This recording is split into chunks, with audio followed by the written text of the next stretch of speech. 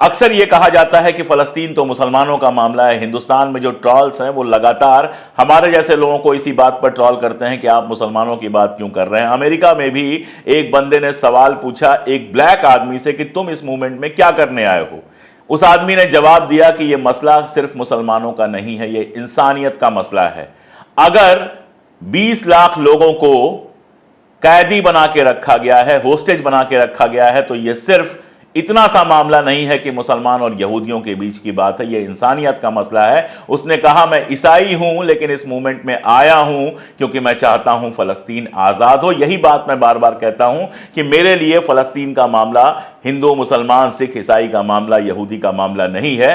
फलस्तीन का मामला हक का मामला है, इंसानियत का मामला है। फलस्तीन का मामला यह है कि दुनिया भर के बच्चों को पढ़ने की आजादी मिले, दुनिया भर के लोगों को आजादी के साथ सर उठाकर चलने को मिले। इसीलिए लगातार फलस्तीन की अपडेट्स मैं आपको देता रहता हूं। आज भी ढेर सारी अपडेट्स के साथ हाजिर हूं, सुनते रहिए पूरा वीडियो।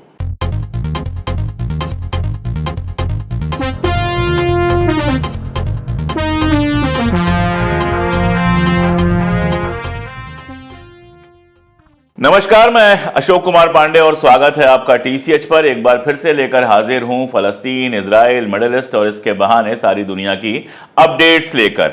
अभी जब मैं ये वीडियो शूट करने जा रहा था, अखबार चेक कर रहा था, तो अभी ये खबर इजराइल के अखबारों में भी और मिडिल ईस्ट के दूसरे अखबारों में भी आ रही है कि हिजबुल्लाह ने एक बड़ा हमला किया है। नॉर्दर्न इजराइल में सायरन बज रहे हैं लगातार। खबर यह है, मिडिल ईस्ट मॉनिटर ने खबर दी है कि बड़ा हमला किया है जिसमें कई बिल्डिंग्स को नुकसान पहुंचा है, जबकि इजरायली अखबार अभी सिर्फ इतना बता रहे हैं कि नॉर्दर्न इजराइल में जो सीमा लगती है वहां पर सायरन बज रहे हैं, लगातार सायरन बज रहे हैं। ये सायरन हमले के समय बजते हैं, यानी कि वहां पर एक बड़ा हमला हुआ है। अब इस हमले में क्या अपडेट्स होती हैं, आगे क्या होता है, कितना बड़ा है, चीजें बढ़ती हैं घटती हैं, ये जैसे जैसे खबर आएगी मैं आगे इसको अपडेट करता रहूंगा। पिछले वीडियो में मैंने आपको बताया था कि सीज फायर की बात जो है वो काफी एडवांस स्टेज पे चली गई है। हमास के लोग कैरो जाने वाले हैं और कैरो जाकर वहां पर क्लियर करने वाले हैं कि सीज फायर होगा कि नहीं होगा।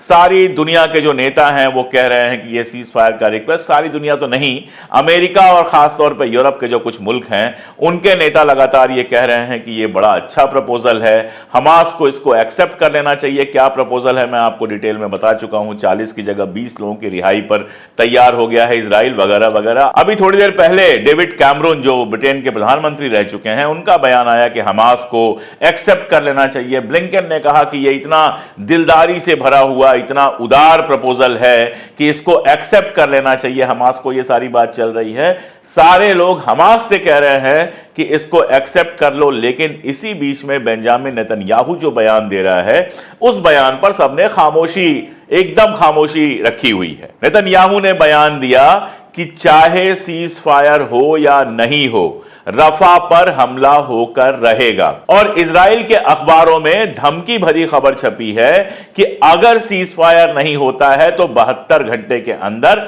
हमला हो जाएगा रफा के ऊपर। और साथ में खबर यह है कि रफा के ऊपर छोटे हमले तो लगातार जारी हैं। अल नुसरत जो कैंप है उसके ऊपर हमले हुए हैं।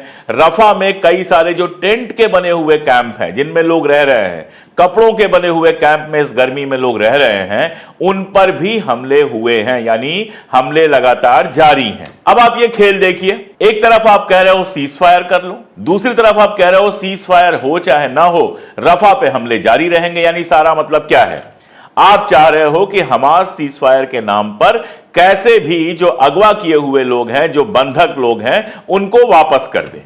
और एक बार हमास वापस कर दे उसके बाद फिर से आप अपनी शैतानी हरकतें वही की वही जारी रखो। हालांकि इसके पीछे एक और खेल है। एक सर्वे हुआ है इजराइल के अंदर, उस सर्वे में, और यह भी खबर जो है जेरूसलम पोस्ट में छपी है जो इजराइल का अखबार है, उस सर्वे में रिजल्ट यह आया है कि इजराइल के आधे से ज्यादा लोग, मोर देन 50%, आधे से ज्यादा लोग यह चाहते हैं कि बेंजामिन नेतन्याहू तुरंत इस्तीफा दे। अब यह प्रेशर है, जो विपक्ष के नेता हैं वो अलग पिले पड़े हैं। वो कह रहे हैं कि मध्य वर्ग जो है वो पूरी तरह से बर्बाद हो चुका है, लगातार महंगाई बढ़ रही है, मध्य वर्ग के लिए जीना मुश्किल हो गया है, बेंजामिन नेतन्याहू इस्तीफा दो। नेतन्याहू के मिनिस्टर्स की हालत यह है, मैं आपको बता चुका हूं पिछले वीडियो में कि दो मिनिस्टर्स आपस में लड़ रहे हैं। एक मिनिस्टर कह रहा है कि अगर सीज फायर नहीं हुआ तो मैं सरकार गिरा दूंगा, और दूसरा मिनिस्टर कह रहा है कि अगर सीज फायर हो गया तो मैं सरकार गिरा दूंगा, रफा पे हमला करो, अगर नहीं किया तुमने तो मैं सरकार गिरा दूंगा।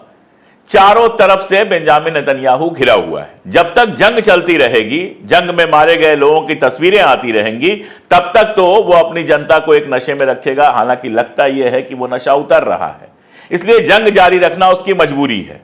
वो कतई सीज फायर नहीं चाहता है, लेकिन वहां पर जो अगवा किए हुए लोग हैं, उनकी फैमिली जिस तरह से लगातार प्रदर्शन कर रही हैं, उसके दबाव में वो सीज फायर के लिए तैयार हुआ।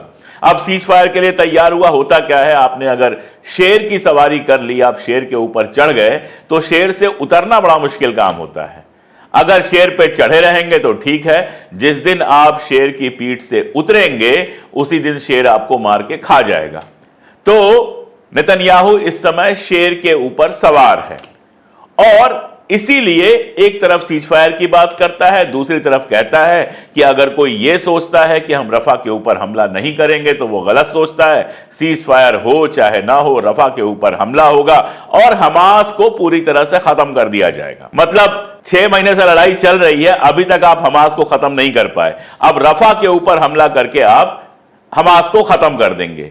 और वहीं के पुराने ऑफिसर्स बोल रहे हैं, वहां के ही लोग बोल रहे हैं कि ऐसी कोई इंटेलिजेंस नहीं है, ऐसा कोई हमारे पास सूचना नहीं है, ऐसी कोई इंफॉर्मेशन नहीं है जिससे यह साबित होता हो कि रफा के ऊपर हमला होने के बाद हमास पूरी तरह से खत्म हो जाएगा। मतलब हमास वाले पागल हैं क्या कि रफा में बैठ के इंतजार कर रहे हैं कि नेतन्याहू साहब बम गिरा के हमको खत्म कर दें।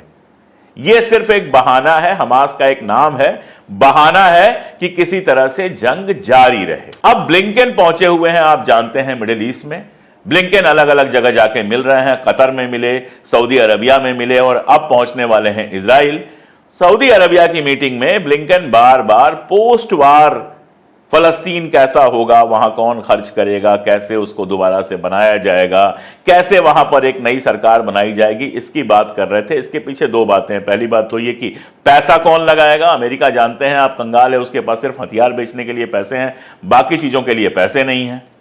और दूसरी बात यह कि वहां सिक्योरिटी के लिए अमेरिका चाहता है कि अरब देशों की एक संयुक्त फोर्स वहां पे हो, यानी एक ऐसी आर्मी हो जिसमें सऊदी अरबिया भी हो, जिसमें कतर के भी हो, जिसमें बाकी सारे देश भी हों, खासतौर पे वो देश हों जो अमेरिका के करीब हैं, जिनका अमेरिका सरपरस्त है। लेकिन इस बार सऊदी अरबिया से लेकर कतर से लेकर सारे जितने भी ये मुल्क हैं, अरब मुल्क, इन्होंने कोई खास इंटरेस्ट नहीं दिखाया ब्लिंकन की बात में। दो बातें कही इन्होंने। पहली बात तो यह कही कि जो माहौल है उसमें अगर कोई भी दूसरी आर्मी वहां पे जाएगी तो उसको दुश्मन समझा जाएगा, वहां की जो आवाम है वो उसको अपना नहीं समझेगी, नंबर 1। और दूसरी बात यह है कि अभी पैसे खर्च करके हम बना दें, फिर से गजा को वैसा ही बना दें जैसा गजा था। हालांकि ऐसा करने में बहुत लंबा वक्त लगेगा। मैंने आपको बताया था कि जैसा गजा था वैसा बनाने की कोशिश अगर शुरू हो तो 14 साल कम से कम लग जाएंगे, 14 ईयर्स लग जाएंगे दोबारा बनने में। लेकिन गजा को चलो फिर से अगर ठीक ठाक करना है तो अरबों रुपए खर्च होंगे।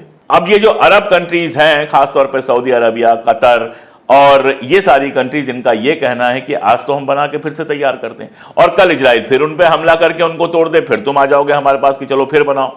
तो ये भी कह रहे हैं कि इजराइल से ये बात कहो, इजराइल को इस बात के लिए तैयार करो कि वो पहली बात परमानेंट सीज फायर करे, यानी 2-4-10 दिन का सीज फायर नहीं। कैमरून साहब जो कह रहे हैं या ब्लिंकन साहब जो कह रहे हैं उसमें अभी 40 दिन के सीज फायर की बात है और 40 दिनों के बाद नए सिरे से सीज फायर होगा। अब इन 40 दिनों में मान लीजिए इनको 20 मिल जाएंगे, अपने अगवा किए हुए लोग कुछ और मिल जाएंगे, ये फिर से हमला करना शुरू कर देंगे। तो तो अरब कंट्रीज का कहना है कि भैया हम वहां पैसा तभी लगाएंगे जब अपने इजराइल को तुम इस बात के लिए तैयार कर लो कि वो दोबारा हमला नहीं करेगा। तो ब्लिंकन साहब अब बाकी मिडिल ईस्ट से भटकते भटकते अब पहुंचे हैं इजराइल कि नेतन्याहू को मना सकें कि सीज फायर हो जाए। और साथ में ब्लिंकन साहब कह रहे हैं कि ये जो सारी एड आई है, दुनिया भर से जो सहायता पहुंची है, उस सहायता को लोगों तक पहुंचाने के लिए, गजा के लोगों तक पहुंचाने के लिए भी कोशिशें होंगी। ये खेल अच्छा है, पहले पैसे दे दो, हथियार दे दो, पहले सारा का सारा ऐसा सामान दे दो जिससे इजराइल गजा के लोगों को तबाह कर सके, और उसके बाद नाटक करो कि हम सीज फायर कराने आए हैं। अरे सीज फायर की बात तो यूनाइटेड नेशंस ने कर दी थी जब तुम्हारा प्रतिनिधि वहां से उठ के बाहर चला गया था। उसी समय अगर जब सीज फायर की बात यूनाइटेड नेशन सिक्योरिटी काउंसिल से आ गई थी, उसी समय अगर दबाव देकर सीज फायर करा दिया गया होता तो आज ये बात होती ही नहीं। अगवा किए हुए लोग अपने घर पहुंच जाते, गजा में दोबारा से जिंदगी शुरू हो जाती, बनना शुरू हो जाता, अरब मुल्क तैयार हो जाते गजा को फिर से खड़ा करने के लिए, फाइनेंस करने के लिए। तुम्हारी कोई प्रॉब्लम ही नहीं थी, लेकिन तुम कुछ नहीं चाहते हो। तुम बेसिकली चाहते हो कि जंग जारी रहे, दुनिया को अपना चेहरा दिखा सको कि सीज फायर की तुम कोशिश कर रहे थे। इससे ज्यादा तुम कुछ नहीं चाहते। मैं एकदम इसके लिए मुआफी चाहूंगा, लेकिन अमेरिका से ज्यादा दोमुहा मुल्क इस दुनिया ने आज से पहले नहीं देखा है, जो कहता कुछ है और करता कुछ है। एक तरफ तुम यहां कह रहे हो कि सीज फायर हो जाए, दूसरी तरफ कोलंबिया यूनिवर्सिटी में और देश भर में तुम्हारे जो स्टूडेंट सड़क पे आए हैं, जो लगातार फलस्तीनी अवाम को सपोर्ट कर रहे हैं, उनकी बात जब आती है तो तुम उनके ऊपर रिप्रेशन करते हो, यूनिवर्सिटी के अंदर पुलिस भेजते हो, उनको गिरफ्तार करते हो, प्रोफेसरों को गिरफ्तार करते हो, टीचर्स को गिरफ्तार करते हो। क्या कह रहे हैं वो यही तो कह रहे हैं कि सीज फायर करा दो। अगर तुम भी यही चाहते हो कि सीज फायर हो जाए और वो भी यही कह रहे हैं सीज फायर, तो भाई उनकी बात सुनो, फिर उनको गिरफ्तार क्यों कर रहे हो? लेकिन इस बार अमेरिका की जो युवा पीढ़ी है, जो स्टूडेंट्स हैं, जो लोग हैं, उन्होंने जिस तरह का जज्बा, जिस तरह की हिम्मत दिखाई है, वो अपने आप में कमाल है। कोलंबिया यूनिवर्सिटी में यह मूवमेंट शुरू हुआ था और कोलंबिया यूनिवर्सिटी से शुरू होके अब न केवल ये अमेरिका में बल्कि फ्रांस में, इटली में, यूरोप के दूसरे मुल्कों में, और पहली बार ऐसा हुआ है कि एक अरब कंट्री लेबनान के अंदर भी स्टूडेंट्स बिल्कुल सामने आकर प्रोटेस्ट कर रहे हैं। तो पूरी दुनिया में, खास तौर पे यूरोप में स्टूडेंट्स का ये जो प्रोटेस्ट सामने आया है, ये बताता है कि नई पीढ़ी इन सारी चीजों को बर्दाश्त करने के लिए तैयार नहीं है, और आने वाले वक्त में आज नहीं तो कल इस तरह की जो हरकतें होती हैं, किसी की जमीन कब्जा कर लेना, एक पूरे के पूरे मुल्क को गुलाम बनाकर रखना, अपार्थाइड करना, उनको उनके राइट्स ना देना, ये सारी चीजें करना किसी मुल्क के लिए आसान नहीं होगा। मैं यहां से बैठे बैठे अमेरिका और सारी दुनिया में जो स्टूडेंट सड़क पर हैं, प्रोटेस्ट कर रहे हैं, उनको अपना सलाम पेश करता हूं। और अब एक बहुत बड़ी खबर जो आपको नॉर्मली दूसरे अखबारों में नहीं मिलेगी, कुछ जगहों पर यह खबर आई है। चाइना में एक बहुत बड़ी मीटिंग हुई है। जब मीटिंग ऑर्गेनाइज हुई तो यह सीक्रेट मीटिंग थी और उसके बाद इसकी डिटेल्स बाहर आई हैं। उस मीटिंग में फलस्तीन में जो दो सबसे इंपॉर्टेंट ऑर्गेनाइजेशंस हैं, हमास और फतह जिसका जो क्षेत्र है वो वेस्ट बैंक है, जहां पर उसकी गवर्नमेंट है, और हमास जो गजा में ऑपरेट करता है, इन दोनों की एक मीटिंग हुई है। अब यह मीटिंग क्यों इंपॉर्टेंट है? दरअसल फतह की हमास के साथ एक लंबी लड़ाई चली है। दो अलग अलग ऑर्गेनाइजेशन हैं, दोनों फलस्तीन की आज़ादी की बात करते हैं, लेकिन इनका काम करने का तरीका और बाकी सारी चीज़ें बिल्कुल अलग हैं। फतह की वो पैलेस्टीनियन अथॉरिटी है जो मैंने बताया कि वेस्ट बैंक के ऊपर, जिसकी सरकार है, हालांकि वो नॉमिनल सरकार है, इजराइल जो चाहता है वो करता है, लेकिन एक नॉमिनल सरकार वहां पे बनी हुई है। अब्बास साहब की एक सरकार वहां पर बनी हुई है। अभी अब्बास साहब ईरान गए थे, जहां पर उनकी मुलाकात जो है रईसी से और बाकी सारे जो ईरान के लीडर्स हैं उनसे हुआ था। चाइना में ये जो मीटिंग हुई है वो इस कोशिश का हिस्सा है कि फतह और हमास के बीच में एक समझौता कराया जाए।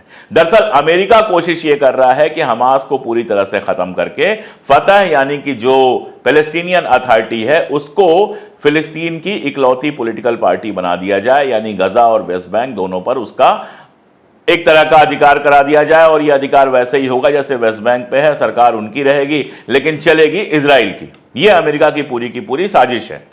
चाइना यह कोशिश कर रहा है। चाइना, इसके पहले मैं बता चुका हूं, रशिया ने भी अपने यहां एक बड़ी मीटिंग की थी जिसमें हमास फतह के अलावा भी कुछ फैक्शंस जो वहां पर हैं उनको बुलाया था, लेकिन यहां पर दो बड़े फैक्शंस को बुलाया, हमास को और फतह को।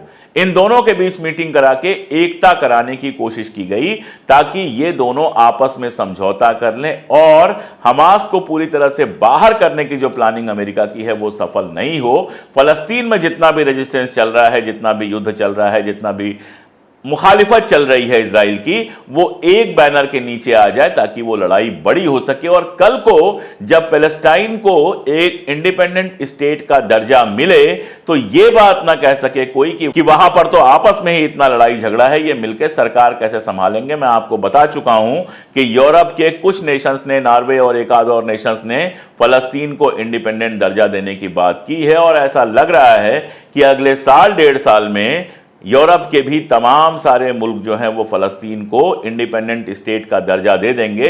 हिंदुस्तान सहित आप जानते हैं दुनिया के ज़्यादातर मुल्क तो फलस्तीन को पहले से ही इंडिपेंडेंट स्टेट का दर्जा दे चुके हैं और ऐसे में उसको यूनाइटेड नेशंस का फुल टाइम मेंबर बनाने का जो रास्ता है वो खुल जाएगा। अमेरिका अपने वीटोज लगा सकता है लेकिन रास्ता खुल जाएगा तो ये कोशिश लगातार चलती रहेगी। इसी कोशिश को मजबूती देने के लिए चीन ने फतह और हमास की मीटिंग बुलाई है। अब इस बात से एक बात तो क्लियर है, पहले रशिया ने मीटिंग बुलाई, फिर चाइना ने मीटिंग बुलाई, ईरान में मैंने आपको बताया कि मिलने गए जो फतह के हेड हैं, पैलेस्टीनियन अथॉरिटी के जो हेड हैं अब्बास साहब, वो मिलने गए। ईरानी लीडर्स के हमास के साथ क्या रिश्ते हैं ये आप अच्छी तरह से जानते हैं। यानी कम से कम ये 3 मुल्क, चाइना, रशिया और ईरान मिलकर कोशिश ये कर रहे हैं कि फलस्तीन के अंदर एक यूनाइटेड पावर तैयार हो जिसमें जितने भी अलग अलग रेजिस्टेंस ग्रुप हैं, फतह है, हमास है, इस्लामिक जिहाद है, खासतौर पे ये 3 है, इसके अलावा भी छोटे छोटे कुछ ग्रुप्स हैं, ये सारे ग्रुप मिलकर एक यूनिफाइड ग्रुप बने और फलस्तीन की आज़ादी का रास्ता खोला जा सके। ये इस मीटिंग का मतलब है। इस मीटिंग से जो चीजें बाहर निकल के आई हैं उसका असली मानी ये है। दरअसल फलस्तीन का मसला इतना सीधा नहीं है जितना सीधा समझा जाता है। बहुत सारे पेज हैं यूट्यूब में, मैं बहुत सारे लोगों के वीडियो देखता हूं, ट्विटर की पोस्ट के सहारे और बाकी सबके सहारे बहुत सारी बातें कही जाती हैं। मुझे लगता है कि फलस्तीन के मसले को थोड़ी गहराई से समझने की कोशिश है, इसीलिए मैं इतनी डिटेल में वीडियो बनाता हूं। और अब मैं प्लान कर रहा हूं कि एक किताब लिख दी जाए, फलस्तीन इजराइल का जो रिलेशन है, जिस तरह की लंबी लड़ाई वो है, जिस तरह इजराइल ये दावा करता है कि हम तो यहीं के हैं, फलस्तीन की अपनी कहानी है, वो कहता है फलस्तीन कोई मुल्क नहीं था। जिस तरह से 1940s में इंग्लैंड और अमेरिका ने वहां पर खेल किया, उसके बाद जिस तरह लड़ाई चली, फतह पहले आया, फिर फतह के बाद हमास बना।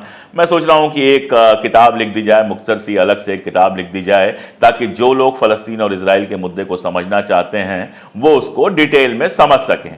बाकी जो कुछ है वो तो मैं यहां पर बताता ही रहता हूं, लगातार बताता रहूंगा। आपका सपोर्ट मुझे लगातार मिलता है। दुनिया के तमाम सारे इलाकों से आप लोग कमेंट करते हैं, मेल करते हैं, मैसेज करते हैं। बहुत सारे लोगों ने मेंबरशिप भी हमारी ली है। जिन्होंने नहीं ली है उनको मैं बता दूं कि बड़ी आसानी से हमारी मदद करने के लिए 3 रुपए रोज से भी कम पर वो हमारी मेंबरशिप ले सकते हैं। बाकी किस तरह से मदद कर सकते हैं उसके लिए हमारा पिन कमेंट देख सकते हैं।